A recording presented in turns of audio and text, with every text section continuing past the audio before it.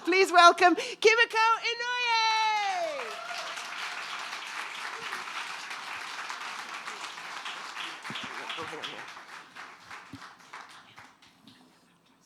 Like here? All right. Thank you. Let's give it up for Marsha. I was actually at that storytelling night where someone had a seizure. That was my first time here, and it was very memorable. I'm going to put this down. So I'm 14, and I'm standing in front of my bed, and I'm stroking my brand new burgundy cotton polo Ralph Lauren turtleneck. And I'm thinking this could change my life. And it's still folded with the crinkly tissue paper tucked inside. And I can't take my eyes off of the tiny navy blue embroidered polo player in the corner. And I'm also in love with my brand new matching pair of burgundy Bass-Weejan penny loafers. They're next to the shirt, still in the box, and the scent of the pungent new leather is wafting up into my nostrils. And I've been eyeing the shirt and the shoes at the mall for months now, and having them home with me is everything. And I imagine striding down the hallways at school, and I'm one of the cool kids. A year and a half before, my family and I had moved from Montreal to Oakville, and the transition had been a little rough. Because of the different school systems, I went from high school to elementary school, so there was that. And I made some friends, but there was some teenage girl drama, and someone said lies about something I had said, so I found myself ostracized partway through my grade 8 year. But I was about to start high school, and I had spent most of my summer working shifts at Tim Hortons to save up because my friend Megan had convinced me that there were two things I had to have. Anything with that polo Ralph Lauren logo on it, and a pair of Bass-Weejan loafers. And the shirt's a bit big, and the shoes are stiff, and I can't run in them or anything, but I wear the shoes every day, and I admire their smoothness and their sheen as I walk in them. And it's not that everyone's running up to be my best friend, but it's just one less thing for me to worry about when it comes to fitting in. And high school doesn't start off so bad. I do well in my classes, especially math and science. And I'm also into performing, so I take vocal singing.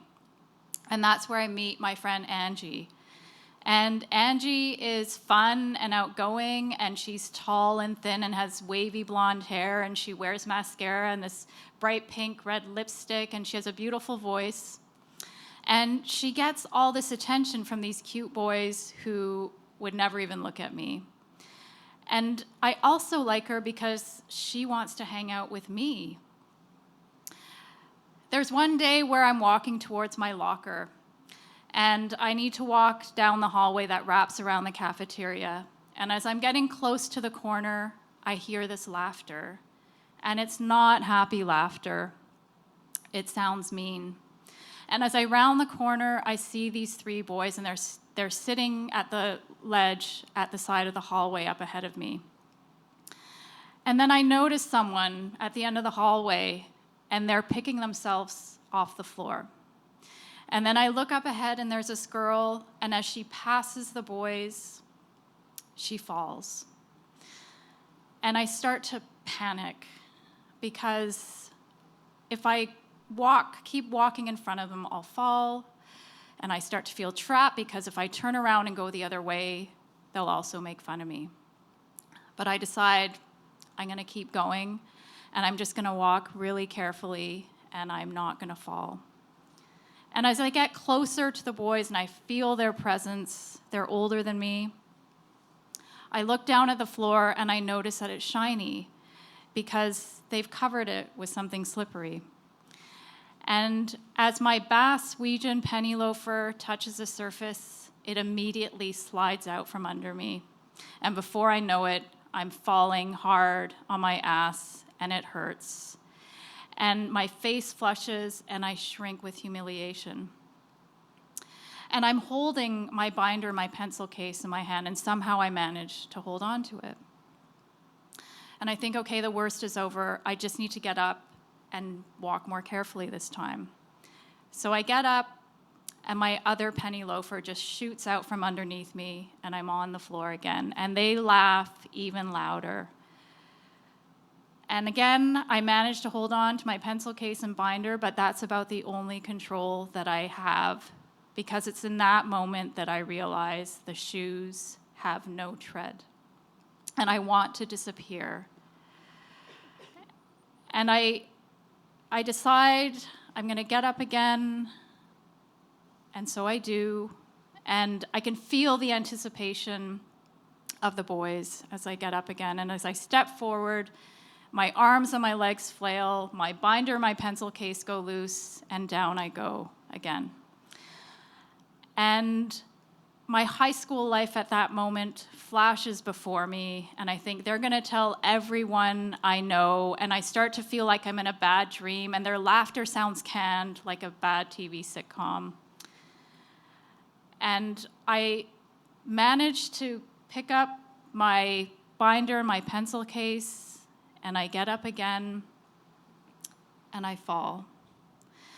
And this time, I've just surrendered to it all because I know I have no control.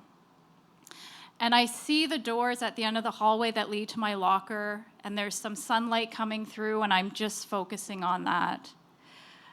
I get up, and I walk, and I don't fall this time. And as I push through the doors, I hear one of them in the background saying, "Hey, you okay?" And then just laughter ensues. And as the door closes behind me, I hear something about smeared bananas on the floor. I get to my locker, and there's tears beneath the surface, and my chest is tight, and my heart is pounding into my eardrums, and I think to myself, why didn't I just go the other way? And my wish at that point is that for someone else to fall behind me just as many times so they'll just forget. And as I finally make my way towards the exit, there's 3 people ahead of me, and their backs are towards me, and there's 2 guys and a girl. And one of the guys says, "Oh my God, did you see that girl? She fell like 3 or 4 times." Maybe they're talking about somebody else? And then he says, "She probably didn't even speak English. Those people should go back to where they come from." Oh, he's talking about me. And in that moment, I don't just feel trapped in the hallway, I feel trapped in my body. And I don't just want to disappear, I want to disappear and reappear as white. And I start to understand how other people see me. And I feel like a puppet, like I have no control. But I do still try to have some control, and it's from that point on that I decide I'm going to do everything I can to not be lumped in with people who look like me. And I don't hang out with people who look like me. And I do tell Angie one day what happened. And she says, "Oh my God, I can't believe it. Who are those boys? I want to beat them up." And I continue on my quest to be white, and I fantasize about having white friends and a white boyfriend, and them saying things like, "You're really not like the rest of them." And I don't actively try to fail my math and science, but I don't speak up in class anymore. And I'm still interested in performing, so I try out for roles in plays and musicals, but there aren't really any parts for me, so I stopped doing that too. And then some of my friends start hanging out with these hippies, and I'm like, they're the whitest. With their dreadlocks and their drums. So I go to Kensington Market, and I get the flowy shirts and skirts, and they also wear these Birkenstocks. So I ditch the loafers for the Birkenstocks, and I wear them all the time, like even in the winter with socks on. And I start doing drugs like smoking pot and dropping acid and listening to the Grateful Dead. And I don't actually like the Grateful Dead, but these hippies are really into their live shows, and there's the St. Louis 1972, and it's playing over and over and over again one night at this party, and I'm like, would someone just fucking turn that off? And it all feels like the furthest thing from anything that someone would look like me does. And there's this guy, Asher, who starts hanging out the group, and he's Pakistani Canadian. And I don't know if it's because he's a guy or if it's because he comes from a wealthy family, but he seems really comfortable. And so I start talking to him one day, and I say, hey, you know our friend Melissa? Do you know what her mom said? She said that she doesn't want her dating anyone who's not white. And I was like, what does she think about you and I being friends with her? And he's like, I think that's fucking bullshit. And then I tell him about the incident in the hallway. And where Angie was shocked, he's not. And he actually hears me. And he sees me, and not as an outsider or different, but he sees me. And it's around that time that I learn of the term banana, yellow on the outside and white on the inside. Banana. And it takes me years to let go of this need to be white, and eventually I do. And there's this moment this past May, and it's a Friday night, and the spring air feels really good on my skin. And the Raptors are in the NBA Finals, and I'm passing this sports bar, and I see these guys hanging out outside.